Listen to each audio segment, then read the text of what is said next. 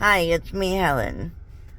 The little bit I want to unload today is not really sure how to word that, but when when my narcissist husband would come up to me to try to agitate me into becoming the aggressor, or agitate me into snapping and becoming angry. There's been plenty of incidents where I would have been, sitting down watching something on TV and he would come in there. Why are you so angry? I'm not angry, I'm watching TV. Oh yeah, you're angry. Why are you so angry? I'm not, but you're making me angry.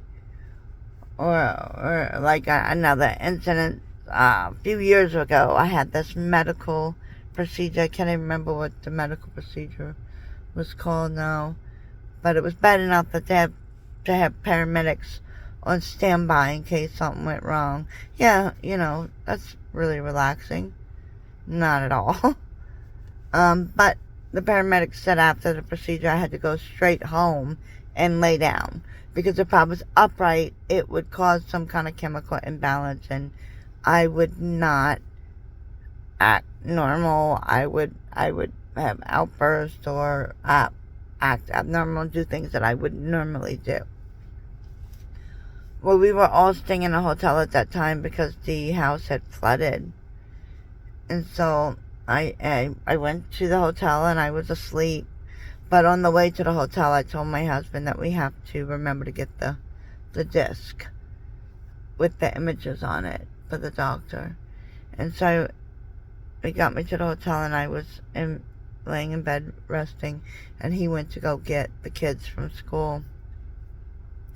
I was sleeping, and he comes over and he shakes me just to tell me, you're not effing going anywhere. Dude, what are you talking about? I'm sleeping, leave me alone. You're not effing going anywhere. Dude, I was sleeping. You're not effing leaving this hotel room. Dude, I was sleeping. Like, you came and woke me up just to start cussing at me and tell me that I'm not leaving. I was asleep. And he continued to say, you effing said you were leaving. I was asleep. So he kept saying, you effing said you're leaving and you're not effing leaving. You're not going anywhere. You're going to stay in this hotel room. Well, that had agitated me to the point, due to the chemical imbalance that was happening in my body from that procedure. I did not act myself. I got out of the bed. I left the hotel room. I wanted even walking on the highway, but it's not like I was doing those things on purpose. It was the chemical imbalance in my body, which the paramedics and the doctor did say could happen. I would have that imbalance and I would be acting very strange. But that's just one of those examples that I was literally sleeping and he came to wake me up to cuss at me and tell me that I'm not effing going anywhere. No kidding, I'm sleeping. Leave me alone. But he continued to say, you're not effing going anywhere, to agitate me, to get me fired up. And it just so happens that medical procedure did cause a chemical imbalance from me sitting up and getting uptight.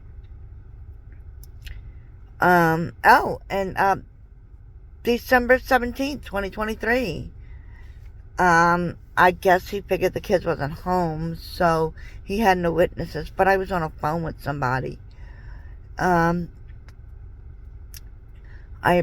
come home from work and early in the morning, and I had to find my copy because, we had to find it because he likes to hide things. We found the copy. I had to get the kids to Sunday school because they had to practice for the Christmas pageant. And then after that was church service. So I came home. I was tired. I came home, get me some coffee, and he was home. And I said, hey, I have this coffee. If you'd like some, you're welcome to it. Mind you, I was on the phone with somebody. And then I went to go look for the milk in one refrigerator, it went in there, and that's the refrigerator I use. And so I'm talking to the person I'm on the phone and said, well, let me go see if it's been moved into the other refrigerator, because I don't use that other refrigerator.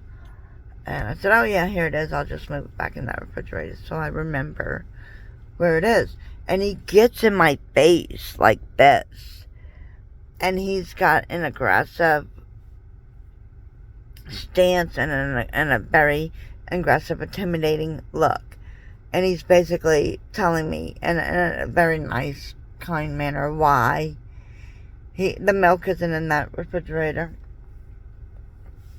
So I just said, okay, well, I didn't need the attitude, but thank you for the update. So I put the milk in the other refrigerator. And then I'm stirring my coffee, and I literally just went like that and put the spoon in the sink. I grab my coffee and turn around, and then he takes my spoon out of the sink and throws it. And I said, did you just throw my spoon? He said, yes, because you effing threw it at me. I did not throw it at you. I put it in the sink. You effing threw it at me. I did not throw it at you. I put it in the sink. So, I put it in the sink on this side. He was standing on that side where the sink is, right? But he was facing the diagonal away from the sink. And so he said, you effing threw it at me. No, I did not throw it at you. But you threw the spoon. Yeah, I threw it because you effing threw it at me. And I said, do you want me to throw it at you? He says, now you're effing threatening me. So no, that was a question, because it seems like you're trying to agitate me to get me to throw the spoon at you. You effing threw it at me, and now you're effing threatening me. No, I didn't throw it at you, and you're making that up. But you did throw it. And he admitted to throwing it. He admitted he threw it because I effing threw it at him. No, I just simply put it in the sink. So that was another example of him trying to push me to the point of becoming the aggressor. And it didn't even work. I was on the phone with somebody, and I guess he figures the kids weren't there, that there was no witnesses. Well, they heard everything that happened. So it's still a witness. There's plenty more of those where he tries to agitate me into becoming the aggressor and lose my temper.